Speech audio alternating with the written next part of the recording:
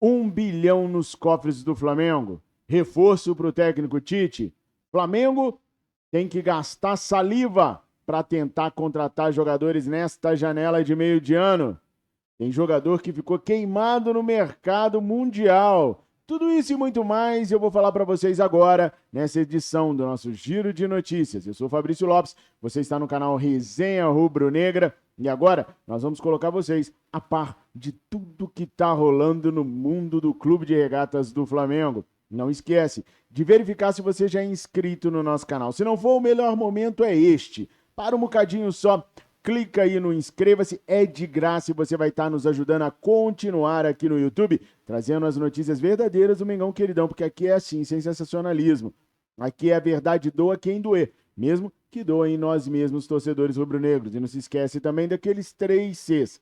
Curta, comenta e compartilha para a gente entender toda a sua opinião sobre cada um dos tópicos que a gente vai abordar aqui. Bom, eu estava falando com vocês que tem jogador do Flamengo que ficou queimado no mercado mundial, né? Pois é o Fabrício Bruno.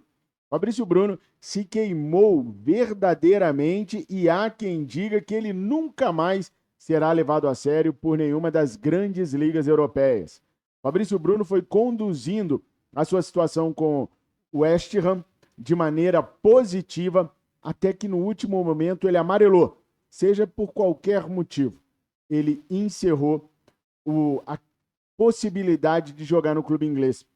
E não encerrou de uma maneira que deixou empresários e dirigentes europeus satisfeitos, não.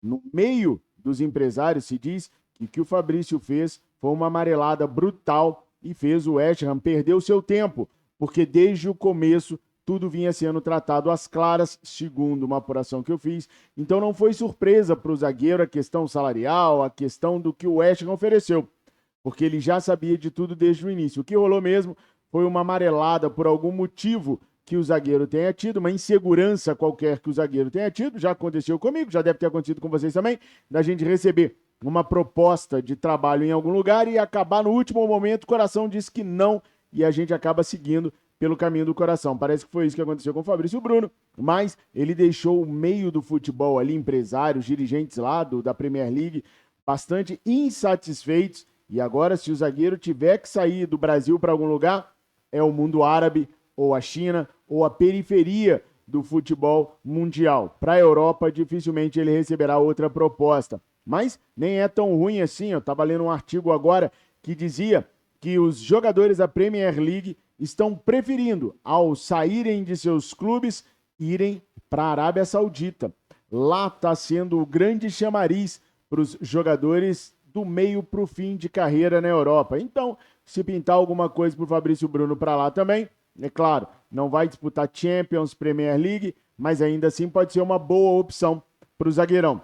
Para a Europa, dificilmente ele vai conseguir outra proposta como foi essa do West Ham. Tá bem queimadinho o Fabrício Bruno. Mas se ele tá queimado lá no mercado europeu, aqui no Brasil ele tá de boa, fazendo apresentações cada vez melhores. Fabrício Bruno e Davi Luiz formam hoje a dupla de zaga principal do Flamengo. Mas tem reforço chegando aí. Léo Pereira está liberado para começar a treinar amanhã sob a supervisão do técnico Tite e vai depender do Tite a sua escalação no dia 13 contra o Grêmio ou não. Por quê, nação? Todos os jogadores que se lesionaram voltaram no banco de reservas para depois retomarem os seus espaços de forma natural e gradual. Foi assim com Gerson, foi assim com todos que se lesionaram. E vai ser assim com Léo Pereira também.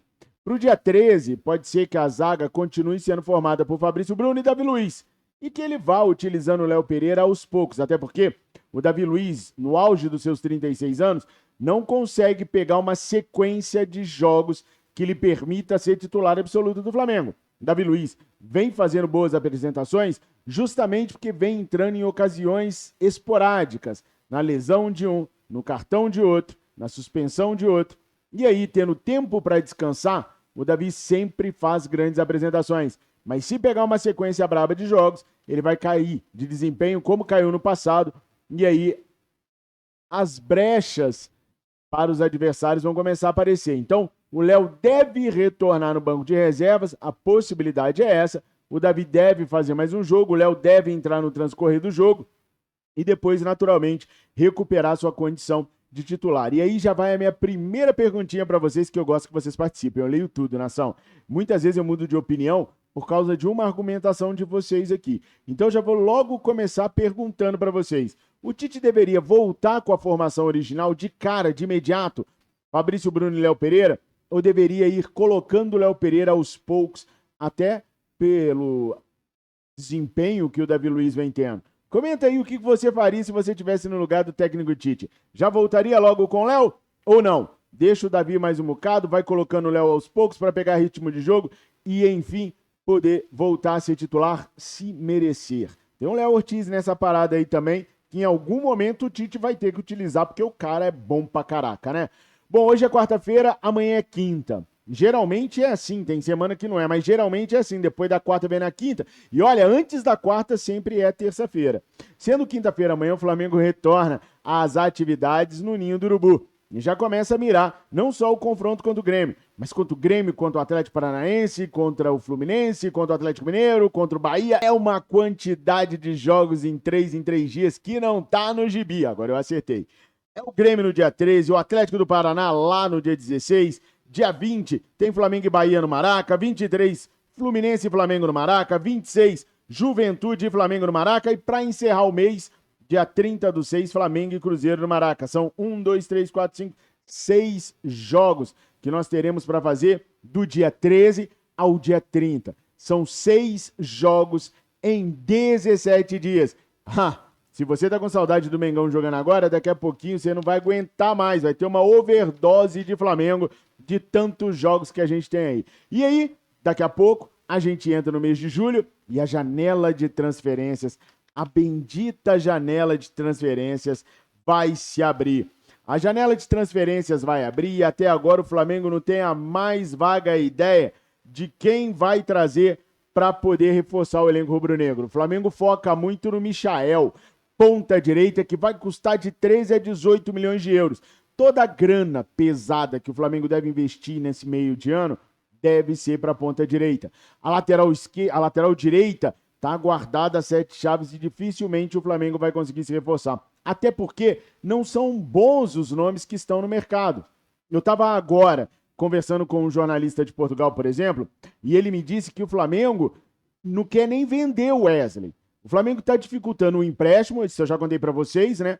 Que é um empréstimo com obrigação de compras, mas quando o Famalicão fala em comprar o atleta, o Flamengo simplesmente não passa o preço, não fala o valor, demora para dar respostas. Por quê? Porque o Flamengo está inseguro.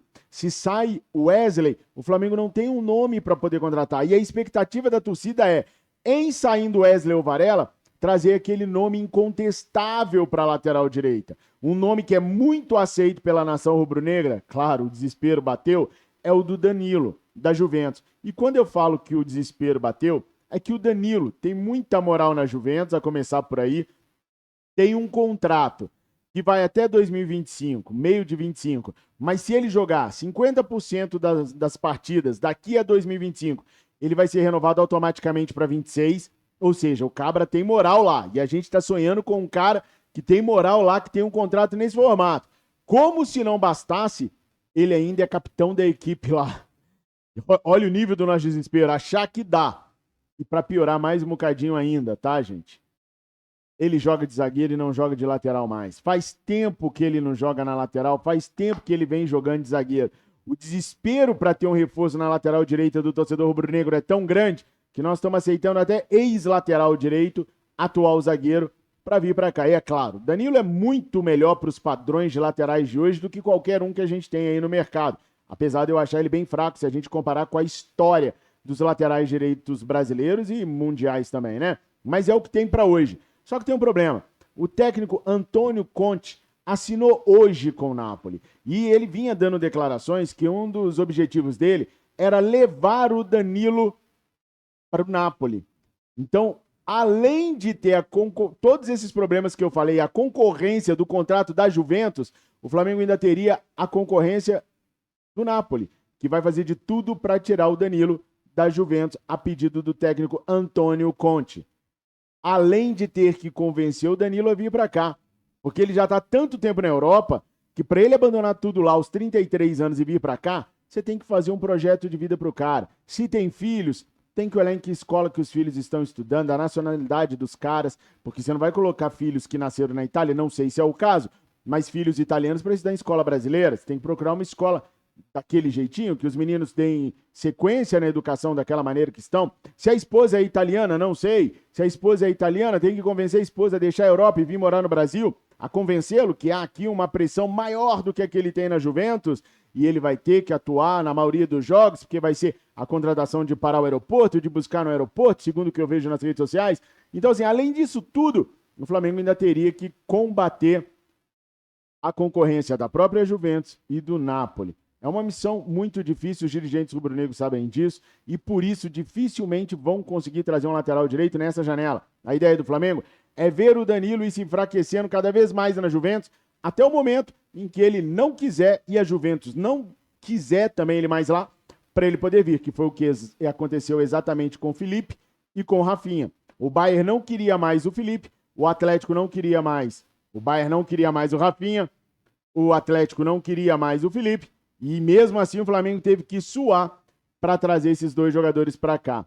Não vejo outras alternativas que possam chegar no Flamengo e resolver o problema. É claro que o Montiel resolveria, mas o Montiel quer permanecer na Europa. O Sevilha perdeu Jesus Navas para aposentadoria e vai querer aproveitar o Montiel ou na sua lateral direita ou para fazer dinheiro para trazer um outro lateral direito. Então, as condições são dificílimas para o Flamengo trazer um lateral direito, mas eu deixo para vocês mais uma perguntinha. Tem algum nome para a gente poder indicar para o Flamengo? Mas é aquele nome que vai chegar e resolver. E não venham me falar Rodinei. Rodinei passou 6 anos no Flamengo, jogou 4 meses. A maior ajuda que o Rodinei deu ao Flamengo foi quando o Flamengo foi jogar contra o Internacional, que ele foi expulso merecidamente. Então, assim, Rodinei está jogando muito no Olympiacos e, para mim, que ele continue e seja muito feliz no Olympiacos, ganhando tudo que tiver ganhar para lá. Mas aqui no Flamengo ele teve a oportunidade dele, do meu ponto de vista, não aproveitou da maneira que poderia aproveitar. Então, sem ser o Rodinei, agora eu fiz muita gente ficar de mal de mim, né? É só minha opinião, gente, nem sempre eu tô certo. Argumenta direitinho com a educação, que às vezes eu até mudo de opinião, mas não fica bravo comigo não. Eu não, Rodinei não, tem que ter mais alguém. Não é possível que a gente vai ficar refém de ex-jogador que não deu certo no Flamengo, ou que deu certo por 4 meses. Fica bravo comigo não, eu sou bonzinho, eu sou bom. Eu sou legal, tá? Bom, seguinte, nação. Um outro jogador que foi para a Europa, foi bem lá na Europa, eu até achava que ele ficaria por lá, era o Hugo Souza. O Hugo Souza foi muito bem lá no Chaves de Portugal, mas o Chaves não quis pagar o valor para ficar com um goleiro em definitivo. Aí o Hugo voltou, nem no Ninho do Urubu ele pisou e já está saindo para uma Vila. Saiu do Chaves e vai para a Vila. Vila do Chaves, entendeu a brincadeira? Vai para Vila Belmiro, gente. O Santos tem conversas avançadas com o Hugo Souza, porque o goleiro deles lá, o João Paulo, se lesionou e não volta mais a jogar esse ano. Então, os caras estão negociando com o Hugo, que tem contrato com o Flamengo até dezembro de 2025. A ideia é a contratação em definitivo, com empréstimo mais obrigatoriedade de compra, e o Flamengo, obviamente, vai ficar com uma parcela do Hugo, para que numa futura venda o Flamengo ainda possa lucrar com o atleta rubro-negro. Então, o Hugo sai do Chaves e vai para a Vila Belmiro. Está bem próximo disso acontecer, se Deus quiser. Toda sorte do mundo para o goleiro, nas cores que um dia o Pelé representou. Bom, 1 bilhão, é isso que a galera gosta de falar, né? 1 bilhão nos cofres do Mengão, que coisa bonita, hein? Ninguém nem fala que é por 25 anos, então se a gente dividir 1 bilhão por 25 anos, nem é tanto dinheiro assim. E tem muita gente ainda que brada que esse 1 bilhão pode ser a construção do novo estádio. Mas como assim eu vou construir eu vou receber primeiro para construir depois? É assim que as coisas funcionam? Você compraria uma casa antes de você saber qual é a localização da casa? Como que vai ser a construção da casa? Complicado, né? Tu compra a casa e depois vai descobrir que o terreno era lá no Coxoxó do Broxoxó, que não vai ter visibilidade, que não vai ter o retorno que você queria, né? Pois é. Bom, a verdade, gente, é que tem muita gente empolgada com esses valores, mas a coisa não é dessa maneira que está sendo passada. Infelizmente, a verdade tem que ser dita doa quem doer, mesmo que doe nós mesmos. O Landim está sondando, conversando com possíveis investidores para saber se haveria um interesse em investir na SAF do Flamengo, em investir no Name Rights do Flamengo, para ele já ir projetando alguma ideia daquilo que ele vai conseguir ou não fazer. E olha, conversando com pessoas próximas do Landim, eu tenho para falar para vocês que esse valor de 1 bilhão, que estão regurgitando como se fosse uma coisa boa, é um valor abaixo do que o Landim esperava, tá? O Landim não ficou tão satisfeito assim com esse valor, não. O Landim esperava conseguir um valor bem superior, que desse sim para viabilizar a compra do terreno e a construção do estádio. O estádio do Flamengo hoje e a compra do terreno é orçado em 2,5 bilhões de reais. Ou seja, nas contas do Flamengo, para comprar o terreno e construir o estádio, ele levaria aí cerca de 2,5 bilhões de reais para fazer. E como o Name Rights é só 1 bilhão, é pouco, porque eu preciso de mais do dobro do que isso para conseguir terminar a construção do estádio. Então o Landim ficou meio decepcionado com os números que ele levantou junto à empresa Allianz, que é uma empresa que investe, né, nesse lance de Name Rights. Eu conheço 2, mas devem ter vários aí no mundo inteiro, que a Allianz acaba comprando os direitos do Name Rights. Com esse 1 bilhão sendo uma das melhores propostas que o Landim encontrou, o Landim não vê outra maneira a não ser se tornar SAF, ou levar o Flamengo a se tornar SAF para ter outro estádio. Eu sempre falei que eu gostaria muito de viver para ver e usufruir do estádio próprio do Flamengo. Nunca chegamos tão próximos de conseguir ter um estádio lindo como esse que está aqui atrás. Aliás, o modelo é mais ou menos esse daqui. É um estádio para cima, grande para o alto, não para o lado. Mineirão, Maracanã, Beira-Rio são grandes para o lado.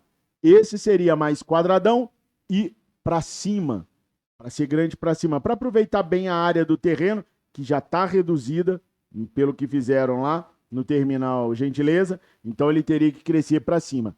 Mas para a gente ter um estádio igual esse e chamar de nosso, muita água tem que rolar debaixo da ponte. Tem muita coisa que tem que acontecer. Por exemplo, o deputado estadual Pedro Paulo é um dos grandes apoiadores do Flamengo na questão do estádio. Mas tudo é uma questão de política, pessoal. Ele está muito próximo do prefeito Eduardo Paes, porque há um conluio e uma expectativa que ele venha como vice do Eduardo Paes nas próximas eleições. Só que o Eduardo Paes está estudando se realmente vai levá-lo como vice ou se vai usar um dos outros candidatos, um dos outros políticos que fazem parte da coligação do partido dele para ser o seu vice. Vou explicar. Hoje o Eduardo Paes exonerou 2 secretários que ele tinha lá. E exonerou porque até o dia 5 de agosto ele tem que compor a chapa dele para as próximas eleições. A ideia era usar o Pedro Paulo como vice dele. O Pedro Paulo, flamenguista, que ama o Flamengo e está fazendo de tudo para o Eduardo Paes satisfazer as vontades da nação rubro-negra com relação ao terreno da Caixa, que até hoje não falou o valor para o Flamengo. Tinha até sexta para falar, já estamos na quarta para quinta e eles não falaram. Acontece, pessoal, que o Eduardo Paes teme que o histórico recente de agressão doméstica que já rolou contra o Pedro Paulo possa fazer com que ele perca o apoio, por exemplo, do PT. Então, por isso, ele não tem certeza absoluta se vai querer o Pedro Paulo na sua vice para as próximas eleições ou se ele vai escolher um desses 2 políticos que faziam parte da administração atual dele lá no Rio de Janeiro, que ele exonerou hoje. Ele exonerou justamente para os caras serem opção para ele, para formar a chapa dele. Se o Pedro Paulo não for o vice do Eduardo Paes, o Pedro Paulo pode começar a ser oposição ao Eduardo Paes, ou pode não ficar com tanta moral quanto ele tem hoje junto ao prefeito do Rio de Janeiro, e aí as coisas começarem a se desfazer. Por que eu estou contando isso para vocês? Porque é a verdade dos bastidores dessa história de terreno no estádio do Flamengo. E isso a gente tem que falar. Eu quero saber como torcedor e quero passar para vocês. Então há todo um jogo político. Pedro Paulo tá se valendo do estádio para mostrar força para o Eduardo Paes, força da nação rubro-negra. Ele tem e continuaria tendo um apoio que ele levaria para ele, porque seria o equilíbrio ideal. O titular vascaíno, o vice flamenguista, lutando pela questão do estádio. Seria o equilíbrio que o Eduardo precisa para vencer as eleições e para seguir bem, até para chegar a status maiores dentro do Rio de Janeiro. Só que, se o Eduardo Paes, por conta desse processo que foi arquivado por agressão doméstica do Pedro Paulo, fizê-lo perder, fizer com que ele perca o apoio do PT, ele pode escolher um desses dois que ele exonerou ontem. Deu para entender o rolo político que é por trás dessa história de terreno do Flamengo? Contei. Tem que contar, vocês têm que saber. A verdade é essa. Dói. Queríamos. Mas o name right é indicação de construção de estádio? Não. É um valor que dá para usar? Muito pouco. Dá, mas é muito pouco. E a questão política toda explanada para vocês. Eu sou Fabrício Lopes, espero que eu tenha merecido a sua inscrição, a sua recomendação, que é tão importante quanto a sua inscrição, afinal de contas, a gente só cresce com a propaganda boca a boca que vocês fazem. Então, continuo pedindo e insistindo para que você nos ajude a crescer e sempre curtindo, comentando e compartilhando. Beijo no coração de vocês. Obrigado por tudo, fiquem com Deus. Eu amo vocês. Saudações rubro-negras.